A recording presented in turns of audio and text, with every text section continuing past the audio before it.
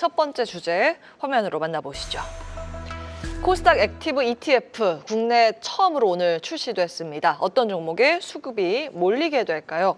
준비된 자료 함께 보시겠습니다. 오늘 말씀드린 것처럼 국내 최초로 코스닥 액티브 ETF가 상장을 했습니다.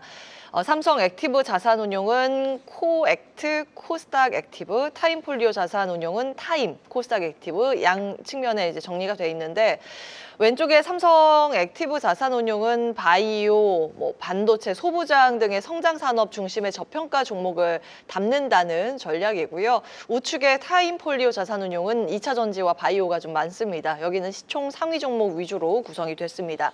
코스닥은 그동안 패시브 ETF만 있었죠. 그러니까 패시브는 지수 추종이고 여러분이 그동안 매매하셨던 코스닥 150 ETF가 여기에 해당이 됩니다. 그리고 오늘 이렇게 새롭게 출시된 액티브 ETF가 이겁니다. 운용 전문가가 종목을 직접 하나하나 고르고 비중을 또 조절하는 상품인데 전문가의 판단이 굉장히 강하게 반영이 되기 때문에 구성 종목과 비중이 앞으로 어떻게 달라질지는 사실 예측하기가 쉽지 않습니다. 그래서 매일 장중에도 이 종목들이 수시로 바뀔 수 있기 때문에 어제 이 코스닥 액티브 ETF 말씀을 드릴 때 세론 가능성도 말씀을 드렸습니다. 장중에 좀 세론 매물이 나오고 있는 종목들도 좀 있고요. 지금 ETF 지수 자체도 상승폭이 조금씩 줄어들고 있다는 걸 화면을 통해서 확인하실 수 있습니다. 자, 그러면 이거 관련해서 전략을 어떻게 세우는 게 좋을까요? 제가 봤을 때는 이제 편입이 되는 종목들이 어느 정도 좀 주가는 상승을 할 수 있는 모멘텀이 될 수 있다라고 보고 있지만 이게 이제 수시로 변경이 되기 때문에요. 네. 결국에 이 흐름의 종목들을 꾸준히 계속 기초 자산으로 두고 매매를 할 수 있는지가 중요할 것 같은데 일단 하지만 이제 상징적인 의미는 있습니다. 예전에는 패시브 자금, 코스닥 150에 포함되어 있는 종목들 위주로 편입이 됐다라고 하면 이번에는 이제 어떻게 보면 중소형 종목 중에서 실적이 많이 상승을 함에도 불구하고 주가는 제자리를 가지고 있는 그런 모습들에 있는 종목들을 매수를 하기 때문에 어떻게 보면 코스닥 시장이 더 견고해지는 그런 계기가 될 수 있다라고 좀 볼 수 있을 것 같고요. 그렇기 때문에 제가 봤을 때는 이 관련된 종목들, 편입되어 있는 종목들이 단기적으로 수혜는 될 수 있다라고 보고 있지만 이미 많이 올라간 종목들을 더 이 아웃퍼폼을 해서 추가적인 상승이 이 관련된 기초자산 편입으로 인해서 상승은 좀 제한적일 가능성도 높다라고 볼 수가 있을 것 같고요. 그리고 혹시라도 나는 이제 코스닥의 이제 패시브 일단 시장 자체를 올라가는 거에 투자를 한다라고 생각을 하시는 분들은 굳이 이쪽에 펀드를 그러니까 ETF 상장지수 펀드를 네. 매매를 안 하셔도 되고 차라리 코덱스 코스닥 150 그리고 타이거 코스닥 150 그리고 키움 코스닥 150이나 레버리지 쪽에 대한 투자를 ETF 쪽으로 하는 것도 하나의 방법이 될 수 있지 않을까 그렇게 좀 봐야 될 것 같습니다. 그리고 전반적으로 시장 자체가 코스닥이 덜 올랐잖아요. 코스피보다는 덜 올랐기 때문에 연초 대비해 봤을 때 코스피가 한 50% 넘게 상승을 했고요. 코스닥이 한 30% 정도밖에 상승을 하지 않았기 때문에 그러면 이제 덜 오른 코스닥 시장에 대한 관심도가 이거를 통해서 조금 더 긍정적으로 변화될 수 있는 그런 부분들로 모색이 될 수 있다고 보고 있고요. 그리고 이제 기업들에 대한 상장 요건이 강화되고 있는 상황입니다. 그래서 3월에 결산이 본격적으로 발의가 되면 당연히 이제 결산 보고서가 나올 거고요. 거기에 있어서 이제 상장 폐지 실질 심사 같은 게 나올 거라고 좀 보고 있으면 가장 수혜를 받을 쪽은 역시 코스피보다는 코스닥이죠. 그런 점에서 코스닥 시장은 더 굳건해질 가능성이 높다라고도 볼 수 있기 때문에 제가 봤을 때는 시장 자체는 코스닥에 대한 관심도가 더 늘어날 수 있는 계기를 이번 기점을 통해서 만들어 놓은 게 아닌가라고 생각을 해봐야 될 것 같습니다. 그러니까 코스닥 투자에 대해서 긍정적으로 보신 거고 그러면 이제 궁금해집니다. 액티브가 나오긴 했는데 이제 코스닥에 만약에 ETF를 본다면 기존에 있었던 패시브 볼까요? 아니면 새로 나온 액티브를 볼까요? 어떤 게 더 수익 성과가 좋다고 보세요? 제가 봤을 때는 이제 액티브에 포함이 많이 되어 있는 종목들을 보니까 일단 시장에서는 그렇게 많이 알려진 종목 반 그리고 안 알려져 있는 종목 반으로 이렇게 구성이 되어 있는 것 같아요. 그래서 저기 구석에 있는 종목들도 좀 있더라고요. 그렇기 때문에 굳이 나는 이제 시장 자체를 올라가는 거를 보고 투자를 하겠다라고 생각을 하시는 분들은 뭐 레버리지 쪽이나 패시브 앞에서 얘기해드렸던 코스닥 150에 집중이 되어 있는 ETF를 매수하시는 게 좋을 것 같고 나는 시장보다는 조금 더 아웃퍼폼한 시장 초과 수익을 얻을 수 있다라고 생각을 하지만 그래도 뭐 하이 리스크를 좀 원한다 생각을 하시는 분들은 뭐 액티브에 대한 ETF를 매매를 하면서 수익을 극대화하는 전략을 좀 추구해도 되지 않을까 그렇게 생각을 해보는데 네. 이것도 저것도 아니다 생각을 하시면 제가 봤을 때는 ETF에 포함이 되어 있는 종목을 집중적으로 매매하는 것도 하나의 방법이라고 보고 있습니다. 그래서 예. 일단 뭐 기존에 많이 언급되지 않았던 종목들을 좀 살펴보자면 네. 일단 성우 하이텍 좀 관심 있게 봐야 될 것 같고요. 이게 왜 그러냐면 성우 하이텍이 시가총액이 이렇게 많이 올라갔는데 한 8천억 정도 수준밖에 되지 않습니다. 근데 영업이익 기준으로 보면 한 2천억 넘게 영업이익이 나오고 있기 때문에 상당히 좀 가격적인 매력이 높죠. 그리고 CJ 프레시웨이도 시가총액 자체는 뭐 4천억 정도 수준인데 영업이익이 1천억 정도 수준이다라고 하는 걸 감안해 보면 예. 실적은 상당히 우호적으로 진행이 됨에도 불구하고 주가는 따라오지 못하고 있다. 그렇기 때문에 제가 봤을 때는 이 편입이 되어 있는 종목을 차라리 집중적으로 매수를 하는 것도 하나의 방법이 될 가능성이 높다라고 봐야 될 것 같고요. 예. 뭐 리노공업이나 에코프로, 펄어비스 등도 있는데 단기적으로 많이 올랐고 그나마 좀 펄어비스가 신작 게임에 대한 기대감과 그리고 또 이제 구글의 웹스토어에 대한 이 수수료율 인하에 대한 수혜성이 이어진다고 보면 이 게임 관련된 종목들도 좀 관심 있게 볼 필요가 있다. 그런 점에서 펄어비스도 좀 관심 있게 봐야 되는 타이밍이 아닐까라고 봐야 될 것 같습니다. 네, 이 액티브 ETF에 있는 종목들을 제가 들어오기 전에 다 한번 돌려봤어요.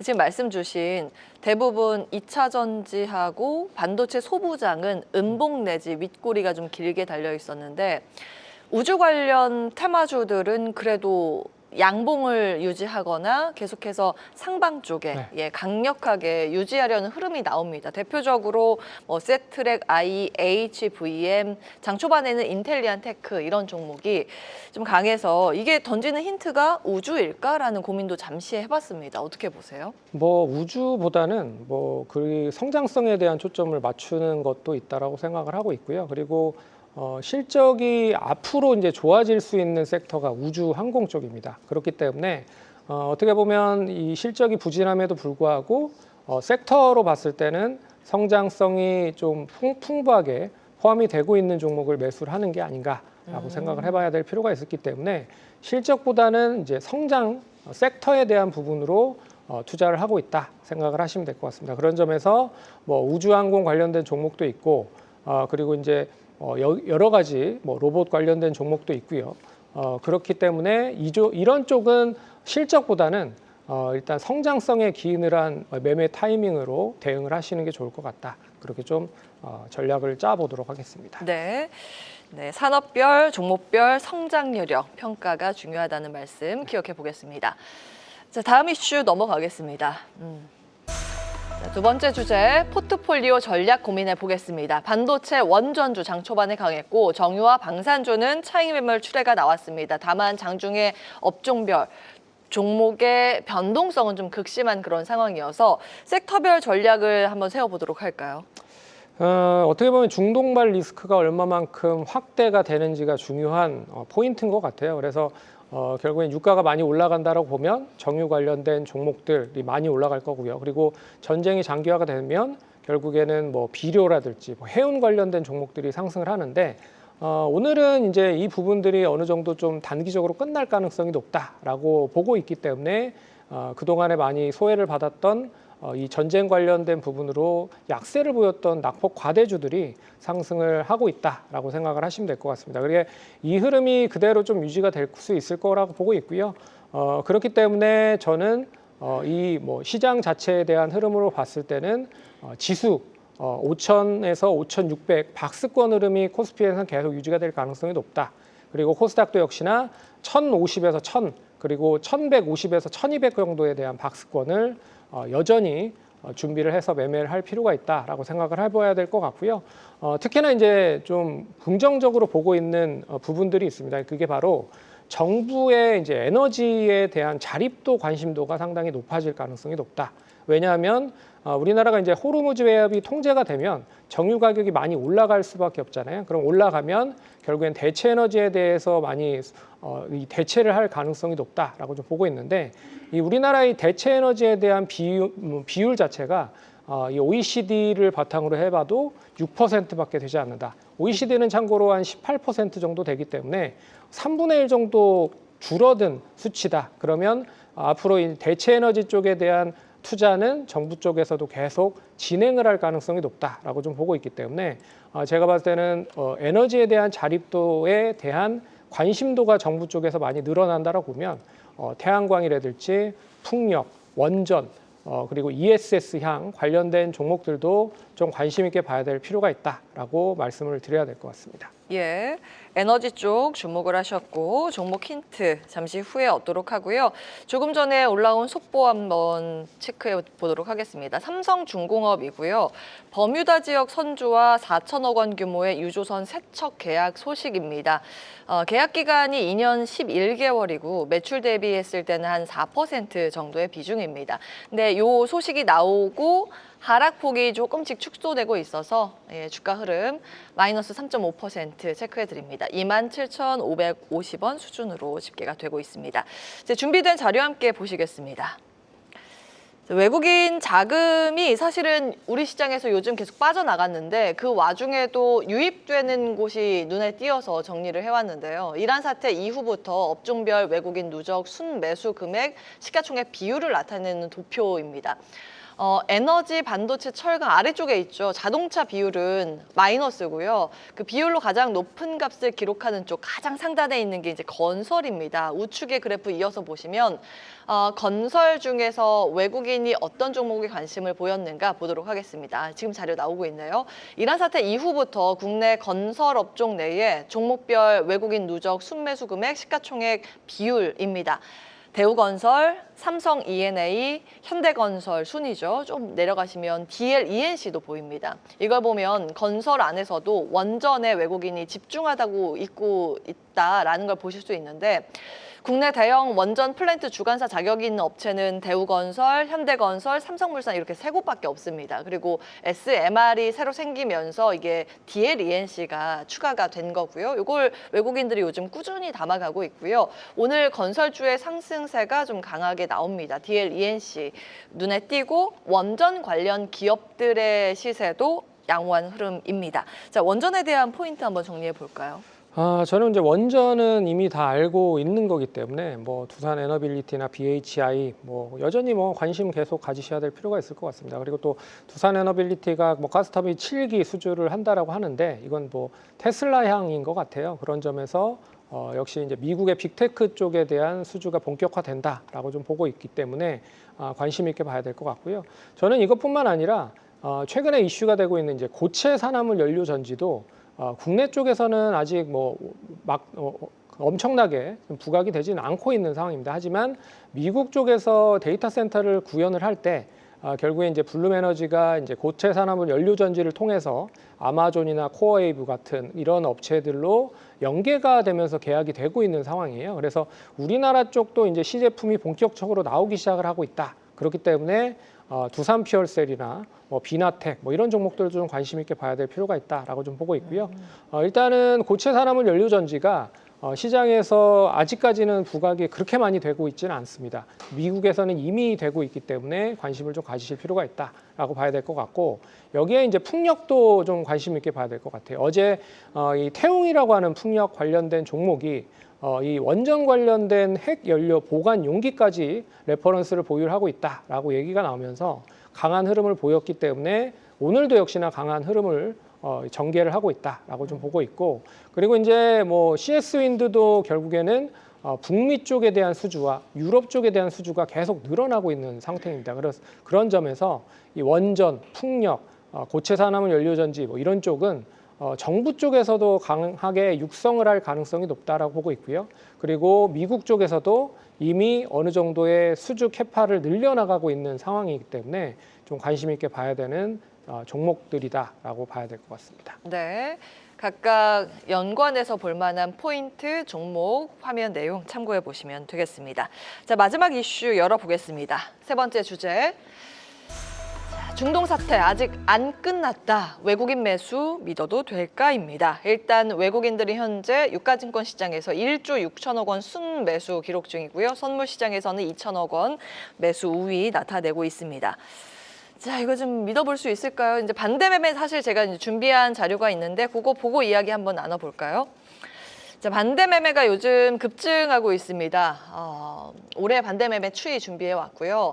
1월 2일 81억 원 수준이던 이 반대 매매 금액이 지난 5일 기준으로는 약 777억 원, 그 전날 대비했을 때 245% 급증을 했는데요. 최신 데이터를 보면 6일 금요일 자료가 나와 있습니다.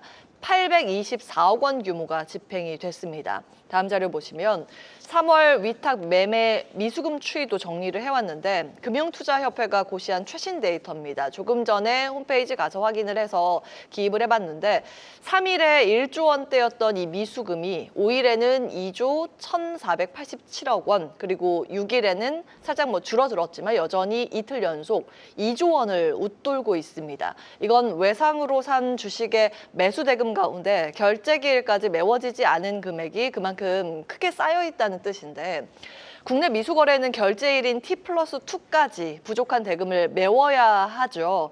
그래서 여기 나와 있는 6일 기준으로 남아있던 매수금 가운데 오늘까지 결제가 안 된 물량은 내일 반대 매매가 나올 수 있습니다. 그래서 좀 정리해 드리고요. 자, 이런 수급 상황 어떻게 보시는지 궁금합니다. 지금 이제 예탁금이 130조까지 넘어가고 있는 상태예요. 네. 근데 신용 미수를 따져보면 32조 정도 수준인데, 이게 예전에 이제 코로나 때 보시면 아셨겠지만 이제 신용 비율 자체가 많았을 때가 30%였습니다. 뭐 예탁금이 한 50조, 60조에서 신용 비용이 많았을 때가 한 18조 정도 수준이었거든요. 그런 점에서 감안을 해보면 아직까지도 예탁금이 늘어나고 있지만 신용 비율도 같이 따라 올라간다라고 생각을 해봤을 때는 아직도 한 40조 이상이 돼야 어느 정도 좀 높다라고 얘기를 할 수가 있지만 32조기 때문에 더 이제 신용 관련된 부분은 늘어날 수 있다라고 보고 있고요. 하지만 이제 뭐 예탁금이 늘어나지 않음에도 불구하고 신용 미수가 늘어나면 문제가 되는데, 예탁금이 늘어나고 있는 상황에서 신용 미수가 늘어나고 있다라는 건 당연히 이제 긍정적인 포지션으로 보셔야 될 필요가 있을 것 같습니다. 그래서 네. 너무 여기에 연연할 필요는 없다라고 생각을 할 필요가 있을 것 같고요. 시장이 이제 전쟁의 내성이 쌓일 때가 올 것 같아요. 그 시점이 이런 이제 호재성 뉴스가 나오더라도 급등을 하지 않고 악재성 뉴스가 나오다 급락을 하지 않는 그런 시점이 나올 겁니다. 이 러우 전쟁 때 경험을 해보셨지만 약 한 2달 정도 러우 전쟁 때는 이 아래 위로 좀 흔들리다가 어느 정도 제자리를 찾았었던 모습을 보였기 때문에 이번에도 제가 봤을 때는 일단 단기 급반등이 지난주에 나왔다는 걸 감안해 보면 그만큼 러우 전쟁보다는 투자 심리가 좋다라는 걸 감안해 볼 수 있을 것 같고요. 그런 점에서 시장은 여전히 좀 긍정적으로 저점 매수하려고 하는 투자자들이 많다라고 생각을 해보셔야 될 것 같고요. 다만 좀 생각을 해봐야 되는 부분은 이번 주 목요일이 이제 선물 옵션 동시 만기일입니다. 그렇기 때문에 예. 이 만기일 동안에 외국인들과 기관들의 포지션에 어떤 변화가 나오는지에 따라서 시장에 대한 변동성은 조금 커질 수도 있다. 그렇기 때문에 목요일까지는 일단 좀 관망을 하면서 지켜보면서 대응을 할 필요가 있지 않을까, 그렇게 좀 정리를 해봐야 될 것 같습니다. 만약에 목요일을 잘 넘기게 되면 시장 좀 긍정적으로 봐도 된다라는 말씀이세요? 그렇죠. 이제 지정학적 리스크가 어느 정도 뭐 크게 확정이 되거나 뭐 크게 늘어나지 않는다는 선에서는 목요일 어느 정도 잘 버티면 시장은 좀 더 우상향을 하거나 아니면 지난번에 고점 부근 때까지 다 어느 정도 근접을 하거나 돌파를 할 가능성이 높지 않겠느냐라고 봐야 될 것 같습니다. 예, 그렇게 된다면 시장이 다시 한번 그 고점 수준을 회복하려는 시도가 나오게 된다면 가장 먼저 시장을 이끌 만한 주도주는 어디가 될까요? 역시 이제 코스피를 보면 전자닉스라고 봐야 될 것 같고요. 반도체 투톱. 그리고 예. 이제 코스닥을 보시면 역시 이제 전자닉스를 따라가는 반도체 소부장단에 있는 종목들이 뭐 가장 좀 빠르게 움직일 가능성이 높지 않겠느냐. 일단 뭐 우주항공이나 로봇 뭐 이런 종목들은 시가총액이 작습니다. 그렇기 때문에 올라가도 엄청나게 많이 상승을 하고 떨어지더라도 엄청나게 많이 하락을 해요. 그런 점에서 트레이딩 관점으로는 가능하지만 물량을 싣고 끌고 가기에는 좀 제한적일 가능성이 높다. 그렇기 때문에 지금은 어떻게 보면 선택과 집중을 좀 잘해서 매매를 그냥 안 하겠다라고 생각을 하시면 안 하는 것도 하나의 방법일 것 같아요. 왜 그러냐면 굳이 매매를 해서 수익을 실현하면 좋지만 손절을 하면은 또 가슴 아픈 그런 계좌가 나타날 수밖에 없기 때문에 선택과 집중을 잘하고 매매를 한다라고 하면 리스크를 짧게 잡고 트레이딩을 하는 것도 하나의 방법일 수 있겠다라고 전략을 좀 짜보도록 하겠습니다. 예, 방망이를 짧게 잡고 트레이딩하는 전략. 손창현 24 인베스트먼트 팀장과 함께했습니다. 오늘 말씀 고맙습니다. 합의 이행에 필요한 법적 절차를 진행하지 않고 모두가 아니라고 할 때 우리는 믿었습니다. 주도주의 오름세는 계속될 것이다. 코리아 디스카운트 해소. 기업과 산업의 성장. 한국 경제의 새로운 전환. 한국경제TV는 한국 증시의 다음 도약을 응원합니다.